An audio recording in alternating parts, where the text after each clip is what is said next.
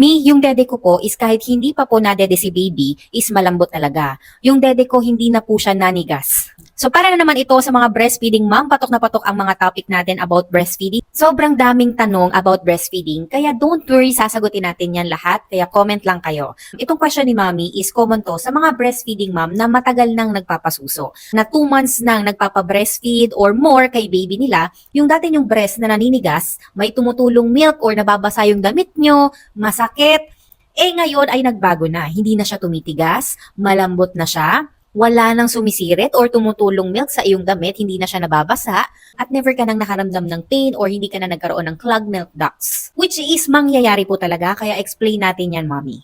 Again, ang question ni Mommy is malambot na daw yung breast niya kahit hindi pa ito nadidede ni baby, never na siyang tumigas. After 6 weeks kasi, Mommy, of breastfeeding after birth, is na-i-start ng ma-regulate ang milk supply because of the hormones. Ibig sabihin, dito na pumapasok ang law of demand and supply. Kung ano lang yung demand ni baby, yun lang ang isusupply or gagawing milk ng body mo. Kaya hindi ka na nakakaramdam ng paninigas ng dibdib or lagi nang malambot ang iyong breast. Dahil po yun doon. Kasi nga, well-regulated na ang iyong milk supply. To elaborate more, explain ko sa'yo yung 5 signs na masasabi mo talagang established na ang iyong milk supply.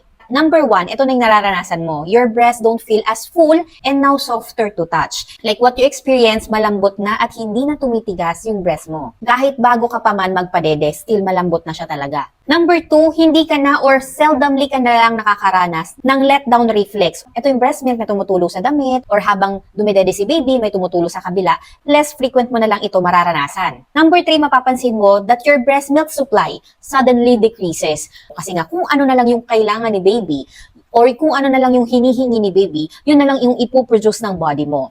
Law of supply and demand. Number 4, engorgement is less frequent. Less mo na mararamdaman yung pagtigas ng dibdib, hindi na siya masakit, wala nang bukol-bukol. Kasi nga, well-regulated na yung milk supply mo. And lastly, number 5 po, is less ka na makaka-experience ng clogged milk ducts, mga bukol-bukol sa dibdib, dahil nga po hindi na siya napupuno. Dahil maayos nang nare-regulate ng body mo yung pag-produce ng milk para kay baby. Kung feeling niya kailangan na ni baby dumede, doon lang siya magpo-produce. But still, no, meron pa rin, makakapa mo pa rin na may laman. Pero hindi na siya katulad ng dati noong nagsisimula ka pa lang magpa-breastfeed. Kasi nga yung time na yun, medyo nagugulahan pa yung body mo kung ano yung needs ni baby. But this time, since stable na, established na ang iyong mga hormones, well-regulated na ang pag-produce ng milk. Basta ang main rule sa law of demand and supply or reason na established na yung milk supply mo is your body will match your supply to what you've been removing sa iyong katawan or what baby's needs. So, kung ano lang talaga ang kailangan ni baby, yun lang ang ipoproduce ng milk supply ng katawan mo.